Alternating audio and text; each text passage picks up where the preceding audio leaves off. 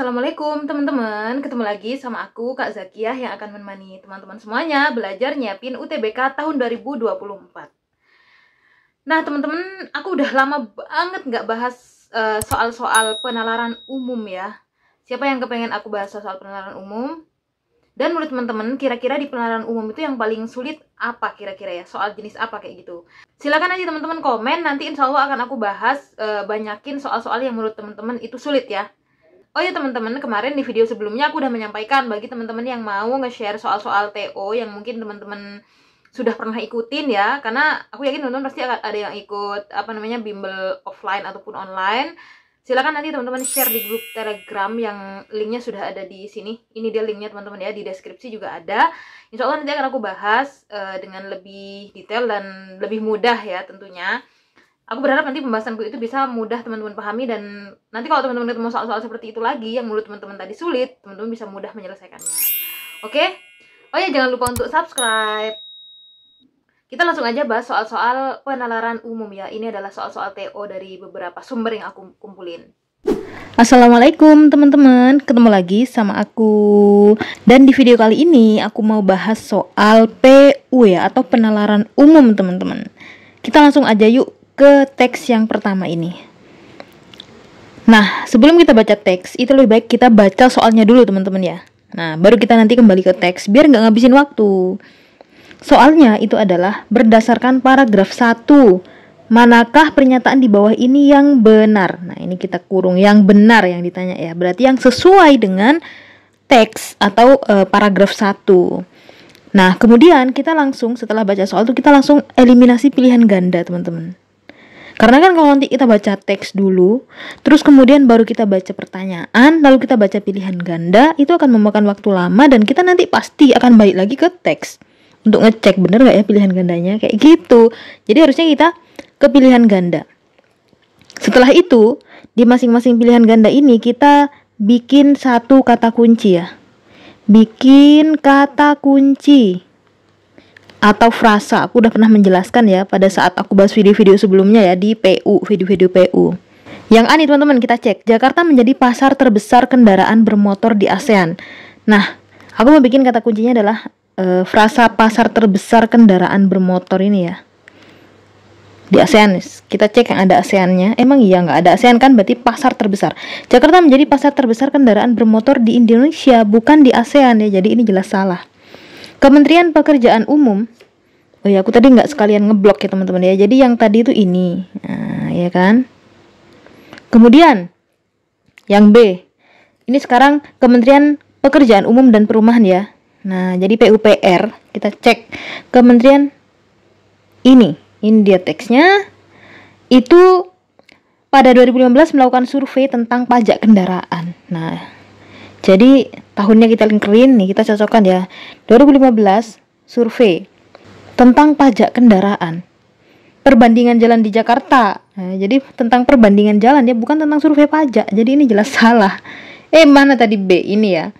Nah, kemudian kita cek yang C. Peningkatan produksi menjadi tujuan pemerintah dalam membebaskan pajak kendaraan bermotor. Peningkatan produksi ini benarkah tujuan dari membebaskan pajak teman-teman?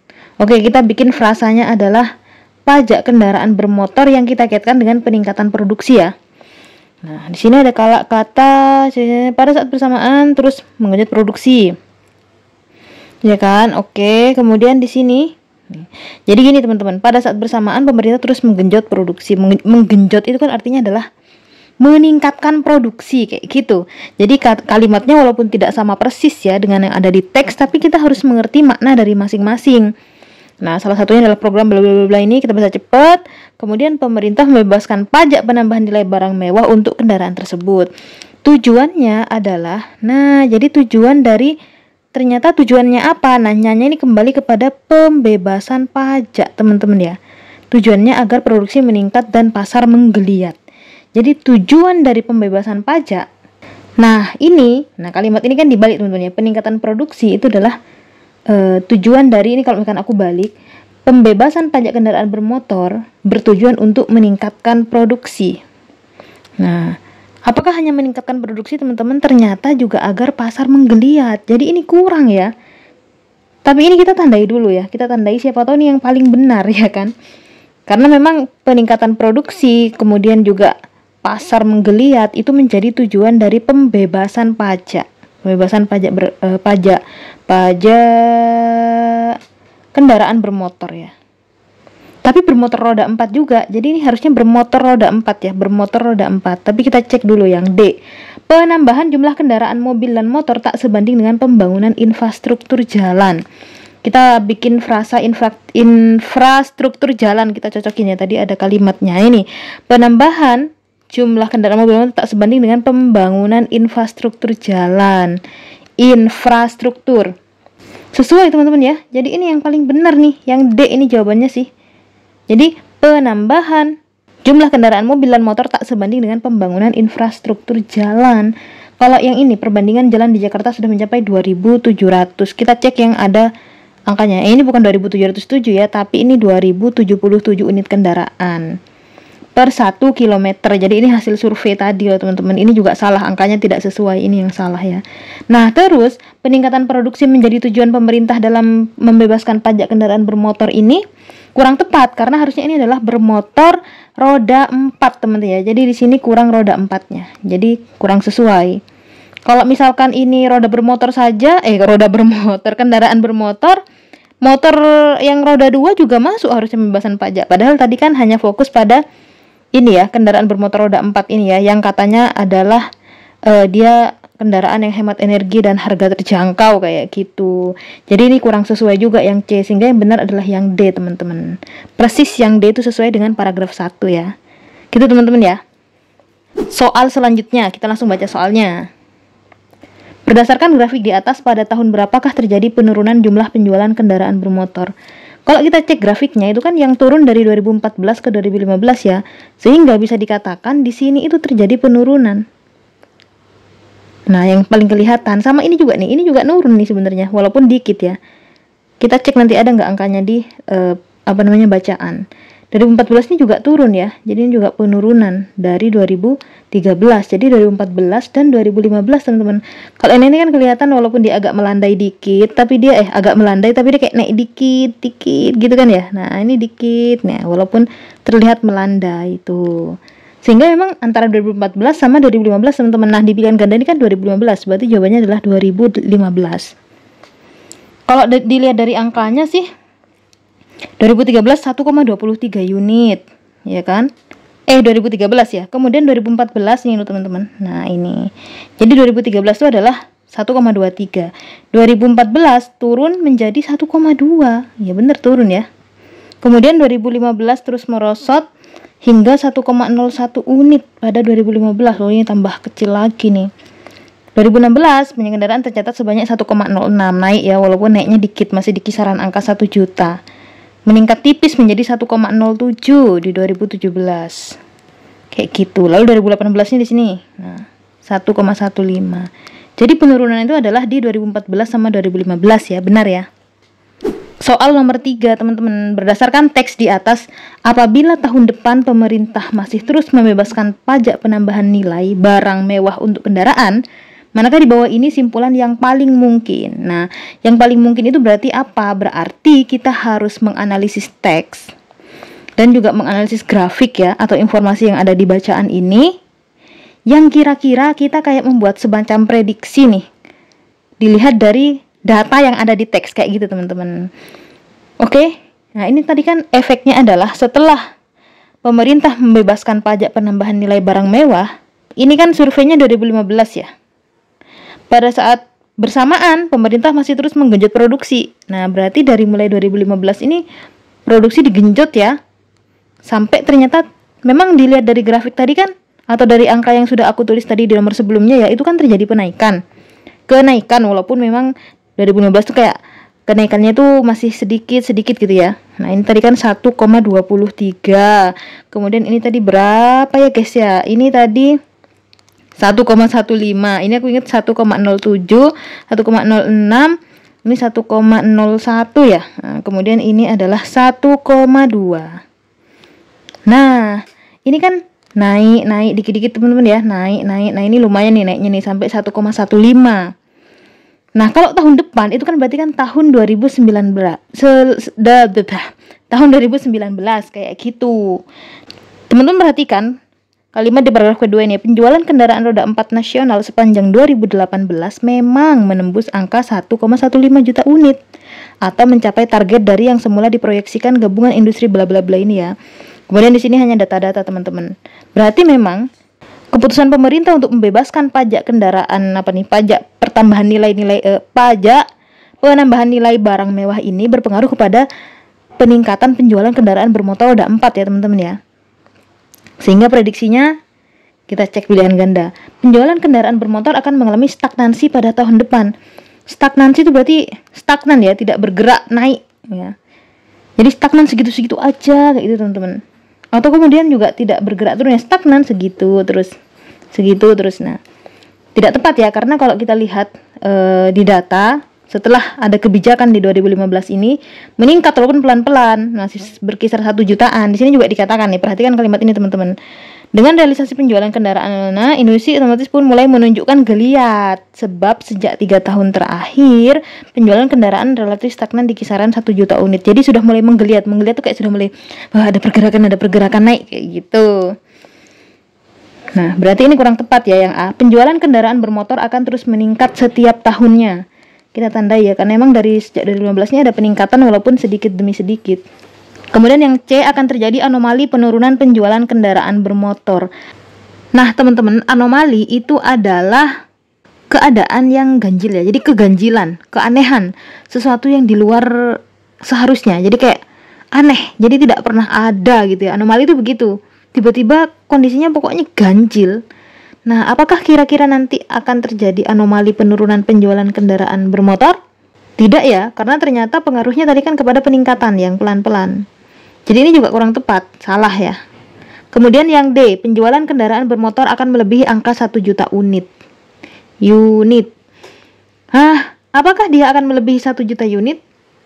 Ini kayak masih, kemungkinannya itu masih kayak kurang tepat menurutku, karena memang udah dari 2015 ini sudah 1 juta unit. Ini juga sudah 1 juta unit, 1 juta unit, 1 juta unit. Jadi kalau kita bilangnya kendaraan bermotor akan melebihi angka 1 juta unit, itu kurang tepat. Karena kita akan bikin kemungkinan di tahun depan teman-teman. Dan memang sebenarnya di tahun-tahun sebelumnya sudah 1 juta unit. Ngapain kita bikin kemungkinan kayak gini? Jadi sesuatu yang itu akan memberikan pengaruh ya, karena kebijakan si ini tadi loh. Kebijakan si pembebasan pajak penambahan nilai barang mewah untuk kendaraan ya. Jadi ini juga kurang tepat teman-teman. Yang paling mungkin kalau pembangunan infrastruktur jalan akan terus dipertambah. Nah, kita tidak punya informasi tentang pembangunan infrastruktur ini, hanya saja tadi memang disinggung. Jadi tak sebanding dengan pembangunan infrastruktur jalan. Nah, apakah kira-kira nanti pemerintah akan membangun infrastruktur? Yang nggak tahu ya, nggak ada informasinya di teks. Kan kita diminta berdasarkan teks di atas ya. Nah, sehingga ini juga kurang tepat. Maka kalau yang aku lihat ya dari yang pilihan A sampai E ini, yang paling tepat adalah B teman-teman. Penjualan kendaraan bermotor akan terus meningkat setiap tahunnya. Ya, jadi ada peningkatan setelah terjadinya kebijakan ya, setelah dari 2015 ini tadi. Jadi berdasarkan data kita prediksinya kayak gitu. Soal selanjutnya, berdasarkan paragraf 2 nih sekarang, manakah pernyataan berikut yang paling benar? Nah, berarti kalau yang paling benar tuh tentu ya faktanya ada di teks, kita nggak bisa ngarang-ngarang, nggak bisa kita prediksi-prediksi juga gitu. Faktanya benar-benar sesuai dengan teks. Karena sudah menunjukkan kesesuaian atau kebenaran ya dari informasi. Nah, seperti biasa teman-teman, kalau sudah kayak gini ya kita eliminasi opsi biar cepat. Penjualan kendaraan roda 4 pada awal 2018 sudah mencapai target Gaikindo. Nah, kita cek ya tahun 2018 dan ada Gaikindonya. Nah, Gaikindo tadi kalau nggak salah itu di sini nih. Nah, Gaikindo di paragraf kedua ya. Oh iya sih, kan emang kita bicara paragraf 2. Gimana sih? Khususnya dari 2018. Penjualan kendaraan roda 4 nasional sepanjang 2018 memang menembus angka, dan ini dikatakan mencapai target dari yang semula bla bla bla bla bla. Ini kan bukan awal 2018 saja teman-teman ya, tapi sepanjang 2018. Jadi dari awal tahun sampai akhir tahun. Berarti ini kurang tepat, kurang sesuai, bukan kurang sesuai lagi ya, tidak benar ya. Jumlah penjualan kendaraan roda 4 pada 2018 meningkat daripada tahun sebelumnya. Betul, memang meningkat jumlah penjualan kendaraan roda 4, tapi roda 4 bener ya. Kendaraan roda 4 pada mencapai meningkat daripada tahun sebelumnya. Ini sesuai.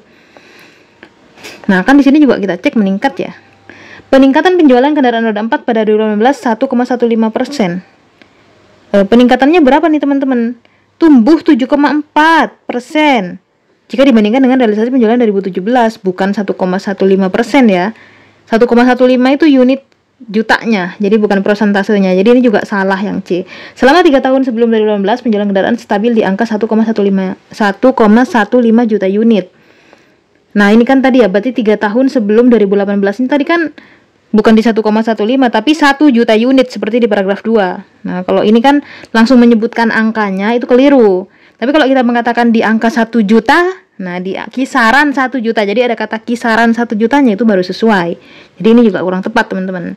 Menggeliatnya penjualan kendaraan roda 4 menjadi satu-satunya penyumbang kemacetan. Nah, ini juga terlalu ini ya, judgment ya, satu-satunya penyumbang kemacetan. Padahal di sini kalimatnya adalah peningkatan penjualan tersendiri sebagai penyumbang kemacetan. Berarti ada yang menyumbang, ada hal lain, ada faktor lain yang menyumbang kemacetan, bukan hanya kendaraan roda 4 ya gitu. Jadi yang paling sesuai yang B teman-teman ya.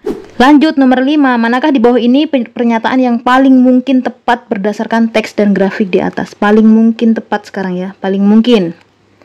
Kalau paling mungkin itu teman-teman, itu memang dia kayak ada petunjuk teksnya, ada petunjuk informasinya di teks kayak gitu. Dan ini kan berdasarkan seluruh teks ya dan grafik. Tapi contoh-contohnya tuh kayak nggak disebutkan itu loh di teks. Jadi kita bisa memprediksi sendiri kayak gitu. Tapi harus yang sesuai, yang kemungkinan itu yang paling sesuai dengan informasi yang ada di teks. Memang yang namanya penalaran umum tuh teman-teman dibutuhkan kemampuan menganalisis teks ya, dan ini memang tidak mudah karena dibutuhkan juga kekayaan literasi, kecepatan di dalam memahami sesuatu, ketepatan dalam mengambil keputusan dan lain-lain. Itu juga harus dilatih. Aku juga terkadang merasa kayak menurutku benar tapi ternyata kurang tepat kayak gitu, dan teman-teman itu tugasnya adalah harus banyak berlatih ya. Kita lanjut. Dan seperti biasa kita akan mengeliminasi opsi. Pemerintah seharusnya tidak perlu lagi membebaskan pajak kendaraan bermotor karena industri otomotif akan tetap berjalan baik. Di sini kurang tepat menurutku ya. Karena ini tadi kan tujuannya pembebasan pajak kendaraan bermotor ini diharapkan bisa meningkatkan produksi dan pasar menggeliat teman-teman, pasar menggeliat. Dan ini nanti kaitannya dengan pertumbuhan ekonomi tentunya ya. Kalau kita bicara produksi itu kan salah satu variabel yang mempengaruhi pertumbuhan ekonomi. Semakin besar produksi, nah itu juga harus sejalan dengan bagaimana minat masyarakat di pasar kayak gitu sih. Jadi dikatakan industri otomotif tetap berjalan baik. Nah, faktanya kalau menurut data tidak berjalan baik ya. Di sini turun, kemudian turun lagi selama 2 tahun berturut-turut nih. Maka pemerintah membuat suatu kebijakan agar naik gitu ya. Nah, memang naiknya secara pelan-pelan, jadi agak melandai kelihatannya, tapi sebenarnya ada peningkatan. Jadi kurang tepat yang A ya. Peningkatan penjualan kendaraan bermotor membuktikan bahwa tingkat ekonomi masyarakat semakin baik. Oke, kita tandai dulu teman-teman ya, karena memang di sini kan ada kondisi pasar menggeliat, artinya masyarakat udah mulai minat untuk membeli lagi, berarti kan mereka tuh punya uang untuk membeli kebutuhan di luar kebutuhan pokok dan kebutuhan dasarnya. Ini kan kebutuhan sekunder memang ya. Bahkan kalau misalkan dia dianggap barang mewah ya, dia adalah kebutuhan tersier ya. Setiap tahun angka kemacetan akan semakin parah seiring dengan peningkatan jumlah kendaraan bermotor. Kalau kondisi ekonomi masyarakat ini tadi, aku balik ke B dulu, memang tadi kan tidak disinggung di teks ya. Jadi kita tidak bisa membuat prediksi-prediksi yang mungkin terkait dengan ekonomi masyarakat. Tapi kalau ini teman-teman, yang C ini, peningkatan jumlah kendaraan bermotor dikaitkan dengan kemacetan ya. Kemacetan yang akan semakin parah kayak gitu. Memang kan ini tadi kan disinggung ya. Jadi kaitannya dengan jumlah si kendaraan bermotor roda 4 khususnya itu dikaitkan dengan kemacetan. Nah, dia dikatakan juga di awal sudah dikatakan kendaraan baik bak pisau bermata dua. Kemudian apalagi tak sebanding dengan pembangunan infrastruktur jalan. Nah, ini kaitannya dengan kemacetan. Menjadi permasalahan tersendiri sebagai penyumbang kemacetan kayak gitu, teman-teman. Artinya memang kalau infrastruktur itu tidak sesuai dengan atau tidak sebanding dengan penambahan jumlah kendaraan, terutama yang mobil ya, apalagi mobil ya sebagai penyumbang kemacetan, maka ya dimungkinkan nanti kemacetan akan semakin parah seiring peningkatan jumlah kendaraan bermotor. Ini menurutku sih yang harus ditandai lebih ya. Jadi B ini aku kurang setuju. Nah, karena kita di sini juga tidak punya data tentang tingkat ekonomi masyarakat yang semakin baik, karena memang bisa jadi yang beli kan yang mereka kita tidak bisa memukul rata semua masyarakat ini yang membeli kendaraan bermotor roda 4 ini. Tentunya ya mungkin mereka yang dari kalangan menengah ke atas kayak gitu. Kalau ekonomi masyarakat semakin baik, itu kan kita tidak punya nih persentase masyarakatnya, siapa pembelinya dan seterusnya. Yang D, langkah pemerintah dalam meningkatkan produksi dan pasar harus disertai dengan pembatasan penjualan kendaraan bermotor. Padahal kan kepengennya kan dia tetap pasar menggeliat. Nah, tapi karena disinggung pembangunan infrastruktur, harusnya sih ke arah harusnya diiringi dengan pembangunan infrastruktur jalan gitu ya, bukan pembatasan penjualan kendaraan bermotor. Ini juga kurang tepat teman-teman ya. Naiknya tingkat penjualan membuat kendaraan roda 4 bukan lagi termasuk barang mewah di Indonesia. Nah, ini juga tidak ada informasi terkait dengan roda 4 itu sudah dikeluarkan dari barang mewah, tidak gitu ya. Malah ini juga tidak sesuai. Informasinya kan mobil itu adalah bawa barang mewah ya, termasuk barang. Aku dari tadi mau ngomong bawang karena barang mewah disingkat ya. Barang mewah, astagfirullah.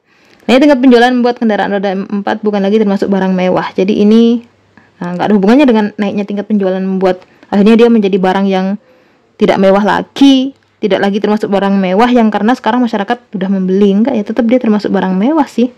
Ini juga tidak sesuai ya. Paling mungkin adalah setiap tahun angka kemacetan akan semakin parah seiring dengan peningkatan jumlah kendaraan bermotor, karena kita punya dua informasi terkait dengan tak sebandingnya dengan pembangunan jalan, pembangunan infrastruktur jalan, dan memang menjadi salah satu penyumbang kemacetan teman-teman. Nah, kita tidak punya informasi lain selain itu, jadi jawabannya adalah C ya. Nomor 6, berdasarkan paragraf 1, jika produksi meningkat dan pasar menggeliat, akan terjadi peningkatan pertumbuhan ekonomi. Oke, simpulan yang paling tepat adalah kalau kondisinya berarti kita diberikan. Nah, di sini kita harus mengacu pada informasi di paragraf 1 ini aja teman-teman ya, harus mengacu ke sini doang. Kemudian di sini diberikan semacam pernyataan, jika produksi meningkat dan pasar menggeliat, di mana tadi di sini ada di paragraf 1. Nah, di sini dikatakan akan terjadi peningkatan pertumbuhan ekonomi. Mana nih simpulan yang sesuai dengan yang ada di paragraf 1 teman-teman. Langsung kita eliminasi opsi ya. Peningkatan pertumbuhan ekonomi dan pembebasan pajak penambahan nilai barang mewah akan membuat pasar menggeliat. Nah, kan yang membuat pasar menggeliat itu adalah pembebasan pajak ya, bukan peningkatan pertumbuhan ekonomi. Justru peningkatan pertumbuhan ekonomi itu urutannya setelah pasar menggeliat, ekonomi baru meningkat. Bukan peningkatan pertumbuhan yang berpengaruh kepada pasar menggeliat. Salah ya. Ini kebalik-balik nih urutannya. Jadi perjalanannya gini teman-teman. Pembebasan pajak khususnya yang terkait dengan barang mewah ini tadi, kendaraan bermotor bla bla bla seperti di paragraf 1, itu pasar menggeliat kan. Nah, pasar menggeliat baru ekonomi meningkat. Nah, baru ekonomi meningkat, pertumbuhan ekonomi maksudnya. Nah, kayak gitulah, ekonomi baru ke arah ekonomi.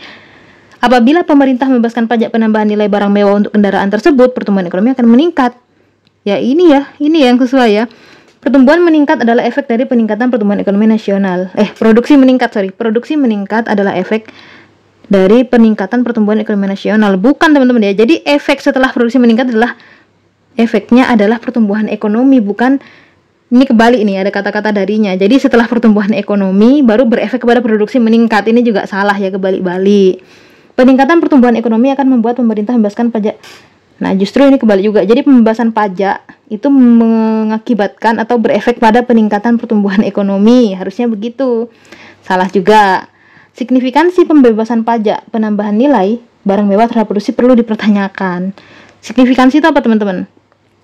Hubungan erat lah kayak gitu. Jadi pengaruh yang kuat. Signifikan itu begitu. Apakah pembebasan pajak itu perlu dipertanyakan lagi pengaruhnya terhadap produksi? Tidak ya, karena ternyata dari data ditunjukkan, kan kita bicara survei, bahwa setelah pembebasan pajak itu memang signifikan, walaupun masih sedikit teman-teman secara peningkatan.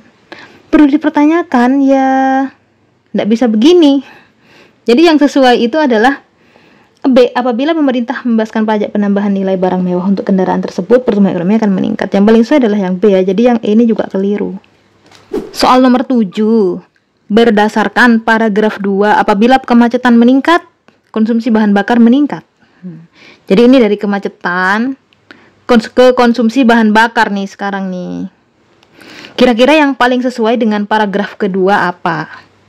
Memang kan di paragraf kedua ini kan tidak ada ya informasi terkait dengan peningkatan konsumsi bahan bakar meningkat. Tapi di sini kita diberikan pernyataan gitu di soal. Kira-kira mana yang paling sesuai? Kenapa kok kemudian setelah kemacetan meningkat tuh konsumsi bahan bakar meningkat kayak gitu?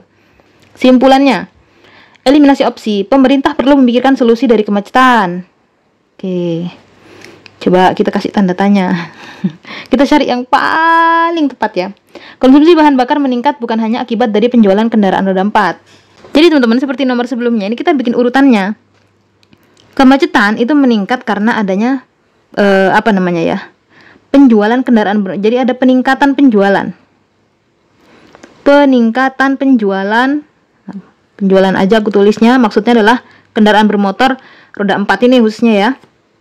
Kemudian selanjutnya dia akan menimbulkan kemacetan karena dia salah satu penyumbang ya kemacetan yang ada di Indonesia, ya kan? Nah, kalau macet itu ternyata informasinya adalah konsumsi bahan bakar itu jadi meningkat. Nah, konsumsi BBM-nya meningkat karena orang nggak nyampe-nyampe di tengah jalan ya. Jadi memang habis bahan bakar itu di tengah jalan. Makanya sih ada kata membakar uang di jalan. Mantap kalimatnya. Konsumsi bahan bakar meningkat bukan hanya akibat dari penjualan kendaraan roda 4. Ya memang sih, tapi kan ya kalau kaitannya dengan kemacetan, di sini kayak kalau kita anggap ini ada orang yang mengatakan kalimat seperti ini, itu orangnya nggak terima, nggak hanya penjualan kendaraan roda 4 kok yang memberikan pengaruh. Iya betul, tapi kan kita berdasarkan informasi yang ada di paragraf 2 ya. Kira-kira apa yang harus kita simpulkan nih dari hubungan dari peningkatan penjualan, kemacetan sama konsumsi BBM meningkat ini? Kurang sesuai. Peningkatan penjualan kendaraan roda 4 akan menyebabkan konsumsi bahan bakar meningkat. Peningkatan penjualan kendaraan akan menyebabkan konsumsi bahan bakar meningkat. Benar ya, dari sini kan perjalanannya ke sini. Kayaknya C nih, kita tandai ini, kita kasih titik. Kemacetan yang terjadi belakangan ini lebih banyak karena penyempitan jalan. Nah, tidak sesuai dengan informasi di paragraf kedua ya. Kan kita minta berdasarkan paragraf kedua. Nggak ada di sini informasi tentang penyempitan jalan, teman-teman. Nah, jadi ini juga kurang sesuai. Naiknya tingkat penjualan membuat kendaraan roda 4 menjadi sumber kemacetan. Naiknya tingkat penjualan membuat kendaraan roda 4 menjadi sumber kemacetan. Sumber kemacetan ini kan di sini juga informasinya kayak kurang lengkap ya. Menjadi sumber kemacetan itu apakah satu-satunya sumber atau salah satu sumber? Kalau sumber ini kan kayak lebih kepada dia adalah sumber kemacetan yang ada, padahal juga sebenarnya di sini dikatakan penyumbang ya, bukan sumber. Kalau sumber tuh kayak dia satu-satunya. Jadi penyumbang kemacetan memang. Jadi naiknya tingkat penjualan membuat kendaraan roda 4 menjadi sumber kemacetan ini kurang tepat, teman-teman. Menurutku yang paling sesuai yang C ya. Simpulan yang bisa kita bikin adalah peningkatan penjualan kendaraan roda 4 akan menyebabkan konsumsi bahan bakar meningkat. Iya kan? Oke teman-teman, itu tadi pembahasan soal-soal PU atau penalaran umum yang aku kumpulin dari berbagai sumber ya teman-teman ya. Itu adalah soal-soal tryout yang aku kumpulin. Semoga teman-teman bisa mudah memahami, dan kalau masih kesulitan untuk memahami, silakan teman-teman komen. Dan insya Allah nanti akan aku perjelas lagi gitu ya. Oh ya teman-teman, aku itu insya Allah akan selalu menyempatkan diri untuk membalas komen-komennya teman-teman ya, walaupun mungkin nggak cepet gitu ya. Harap maklum. Dan aku juga minta maaf kalau misalkan aku ada salah-salah kata, ada kepleset-kepleset ngomong, harap dimaklumi teman-teman ya. Teman-teman tahu sendiri, lidahku sering kepleset. Jadi harap dimaklumi juga. Oke teman-teman, jangan lupa untuk like video ini, kemudian juga share ke teman-teman kalian semuanya, komen sebanyak-banyaknya, dan subscribe channel Ruang Belajarmu. Oh iya, aku juga lupa tadi seperti yang aku sampaikan di awal, bagi teman-teman yang mau nge-share soal-soal tryout yang mungkin teman-teman ikutin ya di bimbel teman-teman, baik online maupun offline. Silakan juga share filenya di Telegram, ini linknya ada di sini ya teman-teman ya, ada juga di deskripsi. Nanti insya Allah akan aku bahas ya di video-video berikutnya. Oke, sampai jumpa teman-teman. Wassalamualaikum warahmatullahi wabarakatuh.